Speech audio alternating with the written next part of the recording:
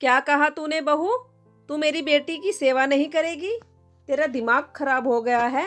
तुझे पता है ना, मुझे न सुनने की आदत नहीं है और तू मुझे मेरे मुंह पर इनकार कर रही है। जी माँ जी, कर रही हूँ। बताओ अब क्या करोगी आप? जुबान तो देखो, क्या कैंची की तरह चला रही है। आने दे, आज अपने बेटे से पिटवाऊंगी तुझे। मुझे भी आज तक ना कहने की आदत नहीं थी, पर आज से मैंने ना कहना सीख लिया है माँ जी। और रही बात पिटवाने की, तो वह भी करके देख लो। मैं अपने फैसले से पीछे नहीं हटूंगी, इसलिए आप भी ना सुनने की आदत डाल ले। अब आगे यहाँ ना शब्द बार बार आपको सुनने पड़ेंगे। ठीक है बहू, अब इस बात का फैसला रोहन ही करेगा। उर्मिला जी अपनी बहू राशि की शिकायत तुरंत फोन पर अपने बेटे रोहन से करने लगी। असल में राशि की ननंद माही अपनी डिलीवरी के लिए मायके आई हुई थी और आज उसको ऑपरेशन से बेटी हुई है। अभी तो माही अस्पताल में ही है। उर्मिला जी ने बहू राशि से बेटी का रूम साफ करने के लिए कहा तो राशि ने साफ मना कर दिया कि वह सिर्फ रोजमर्रा के काम ही करेगी। माही दीदी का काम आप खुद कर ले या उनके लिए कोई नौकरानी रख ले। मेरे पास घर के खुद के इतने सारे काम हैं, ऊपर से 6 महीने की बेटी भी है। ठंड भी बढ़ती जा रही है, ज्यादा काम करूंगी तो उसकी तबीयत खराब हो जाएगी, इसलिए वह उतना ही काम करेगी जितना अब तक करती आ रही है। माँ का फोन सुनकर रोहन दौड़ा दौड़ा घर आया और माँ से पूछा, क्या हुआ? मुझसे नहीं, अपनी घरवाली से पूछ। इसने तेरी बहन की सेवा करने से मना कर दिया। मैंने अपनी जिम्मेदारी पर उसे मायके बुलाया है और बुढ़ापे में मैं इतना काम नहीं कर सकती। राशि घर की बहू है तो यह जिम्मेदारी कौन लेगा? माँ क्या कह रही है राशि?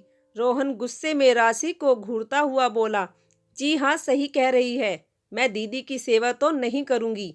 अगर आपको याद हो तो कुछ महीने पहले मैंने भी डबल ऑपरेशन से बेटी को जन्म दिया था और मेरी माँ की अचानक तबीयत खराब होने के कारण वह नहीं आ पाई थी।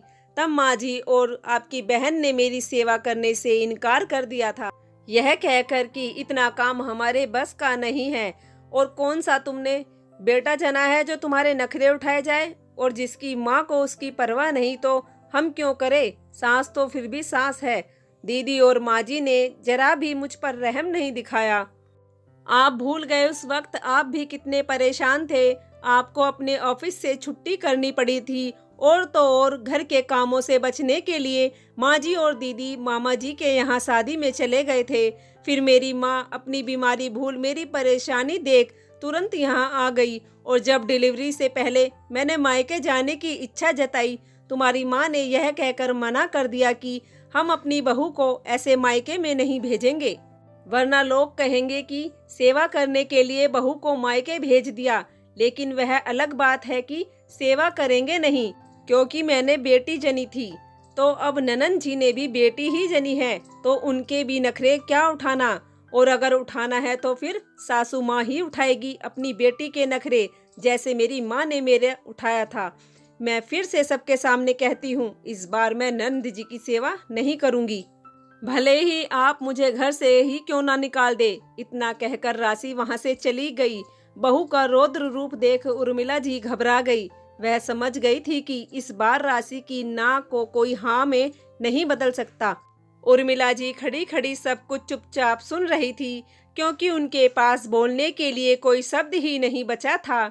गलती ही ऐसी की थी कि फिर बोलने लायक नहीं रही। दोस्तों, अगर बेटी को दर्द होता है तो माँ को दर्द होता है। वहीं ससुराल में बहू को पीड़ा होती है तो उसका दर्द समझने वाला कोई नहीं होता। ऐसा क्यों दोस्तों? वह भी तो किसी के घर की बेटी है जो अपना घर छोड़ दूसरे के घर आई है। दोस्तों, इस बारे में आप क्या कहना चाहोगे? प्लीज़ हमें कमेंट करके ज़रूर बताना। अगर आपको यह कहानी हमारी अच्छी लगी हो तो प्लीज़ हमारे चैनल को भी सब्सक्राइब कर लीजिएगा। धन्यवाद।